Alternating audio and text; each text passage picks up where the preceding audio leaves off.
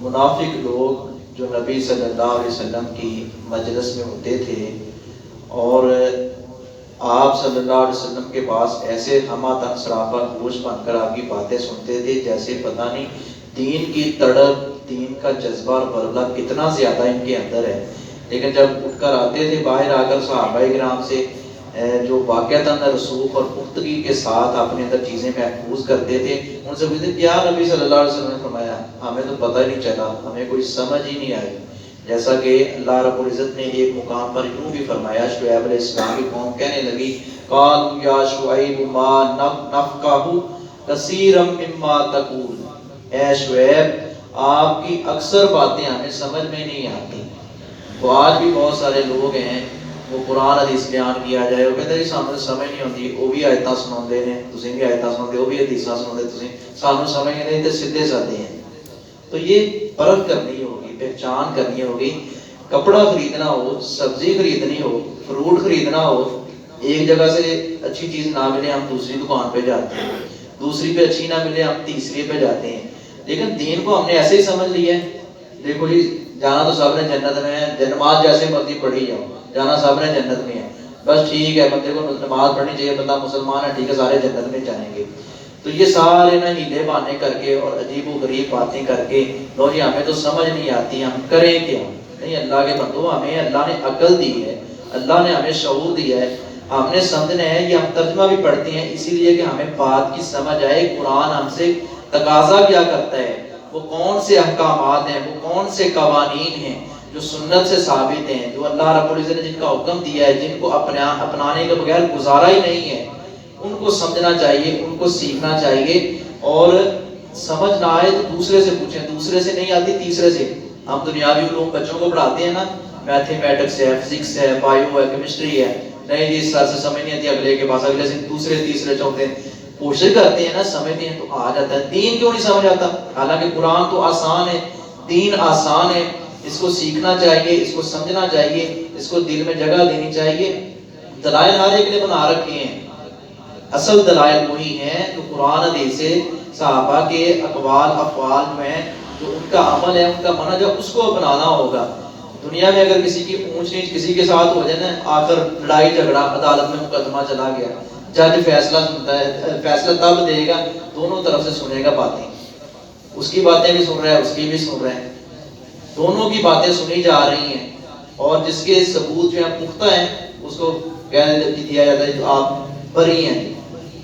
آپ پختہ ہیں، آپ کے ثبوت. اللہ رب العزت نے فیصلہ کرنا ہے، اللہ کی عدالت سراپا انصاف والی عدالت ہے. اللہ رب العزت نے وہ دلائل جن کے پاس سچے دلائل ہیں، جو برحق دین تھا، جو رسول اللہ صلی اللہ علیہ وسلم کی شریعت تھی، ان کی باتوں کو ترجیح دی جائے گی. جو دوسرے ادھر ادھر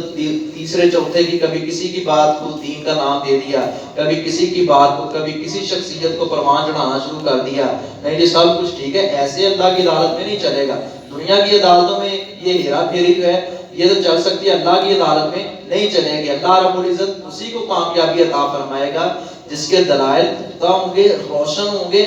اور جس کی بات قرآن حدیث سے میچ ہوتی ہوگی، جس کا عمل سنت نبوی صلی اللہ علیہ وسلم کے مطابق ہوگا. تو یہ منافق لوگ، ان کے دل میں اصل میں کفر تھا، نفاق تھا. نبی صلی اللہ علیہ وسلم کے پاس بازار بیٹھتے تھے لیکن دماغ میں باتیں رچتی بستی نہیں تھی، بیٹھتی نہیں تھی. تو اللہ رب العزت نے ان لوگوں کا رد کیا ہے اور ان کے بارے میں واضح کیا، ان کے مقابلے میں ان کے برعکس ہدایت والے لوگ، ایمان والے لوگ، فرمایا کہ ان کی ہدایت میں، ان کے ایمان میں اضافہ ہوتا رہتا ہے. وہ دین کی بات سنتے ہیں، وہ اطمینان محسوس کرتے ہیں، ان کی روح کو سکون ہوتا ہے، وہ ہدایت میں بڑھتے چلے جاتے ہیں، وہ ایمان میں بڑھتے چلے جاتے ہیں. تو یہ جو کافر لوگ ہیں یہ کہتے ہیں جی دیکھی جائے گا، قیامت آئے گی ہم دیکھ لیں گے. پہلے تو قیامت کو مانتے نہیں، اگر آ بھی جائے گی تو ہم دیکھ لیں گے. تو اللہ رب العزت فرماتے ہیں کہ ان کی پھر نصیحت کسی کام کے نہیں، پھر کون نصیحت کرنے والا ہوگا، کوئی نصیحت کام نہیں آئے گی. یہاں مطلب یہ ہے کہ ان کی پھر توبہ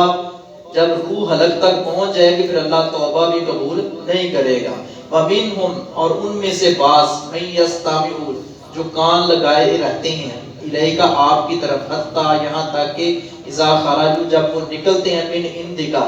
آپ کے پاس سے. وہ لوگ جو آپ کی مجلس میں ہوتے ہیں کان لگا کر سنتے رہتے ہیں، جب آپ کے پاس سے اٹھ اٹھ کر جاتے ہیں نا، نکلتے ہیں من عندک آپ کے پاس سے، قالوا کو کہتے ہیں للذین ان لوگوں سے اوتوا العلم کہ وہ دیے گئے علم، جن کو علم دیا گیا یعنی صحابہ کرام، دین کو سمجھنے والے، دین کو دل میں جگہ دینے والے، ماذا یہ کیا، قال کہا، اس پیغمبر نے کہا آنفا ابھی پیغمبر نے کیا کہا ہے، ان کی یہ حالت ہوتی تھی ابھی پیغمبر نے کیا، دل پر موریں لگی ہوئی ہیں، دماغوں پر موریں لگی ہیں، کان آنکھ ہیں، سنتے ہیں لیکن بازار سنتے ہیں لیکن حق کو قبول نہیں کرتے، آنکھیں بازار دیکھتی ہیں لیکن حق جو ہے اس کو نہیں دیکھتی، اس کو قبول نہیں کرتی، اللہ نے ان کے دلوں پر، کانوں پر، آنکھوں پر موریں لگا دی، اولئک الذین یہی وہ لوگ ہیں تابع اللہ مہر لگا دی اللہ نے علی قلوبہم ان کے دلوں پر، واتبعوا انہوں نے پیروی کی، اہواءہم اپنی خواہشات کی، بس جو من میں آیا بس وہی بات ہے، میری بات صحیح ہے، جو میں کہہ رہا ہوں وہی صحیح ہے، اپنی خواہشات کو انہوں نے سامنے رکھا ہے، اللہ کے دین کو ترجیح نہیں دیتے، والذین اہتدوا اور وہ لوگ جنہوں نے ہدایت پائی، زادہم تو اللہ نے زیادہ کیا ان کو ہدن ہدایت میں، اللہ نے ہدایت میں اور زیادہ کر دیا،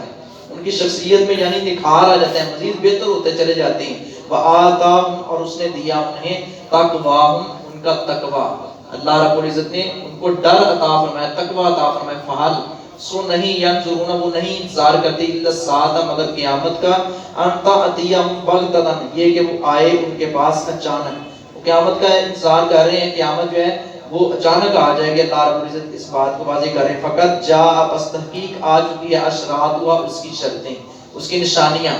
قیامت کی جو نشانیاں اللہ رب العزت فرماتے ہیں کہ وہ سامنے آ چکی ہیں، وہ واضح ہو چکی ہیں، رسول اللہ صلی اللہ علیہ وسلم نے، یہ آج سے 1400 سال پہلے کی بات ہے، آپ صلی اللہ علیہ وسلم میں صحیح بخاری کے الفاظ ہے کہ بعثت انا والقیامہ کہاتین، آپ صلی اللہ علیہ وسلم نے فرمایا میں بعثت انا والساعۃ کہاتین، میں اور قیامت اتنے قریب ہیں جیسے یہ دو انگلیاں ہیں، یہ 1400 سال پہلے نبی صلی اللہ علیہ وسلم، اب تو مزید قریب آ گئی ہے قیامت، تو ہمیں فکر کرنی چاہیے، تو اللہ رب العزت نے فرمایا ان کے پاس نشانیاں آ چکی ہیں، فَأَنَّا پھر کہاں ہوگا لَهُمْ ان کے لیے، اذا جب جاءتهم آ جائے گی وہ قیامت ان کے پاس، ذکراہم ان کا نصیحت حاصل کرنا، پھر وہ نصیحت کہاں سے لیں گے،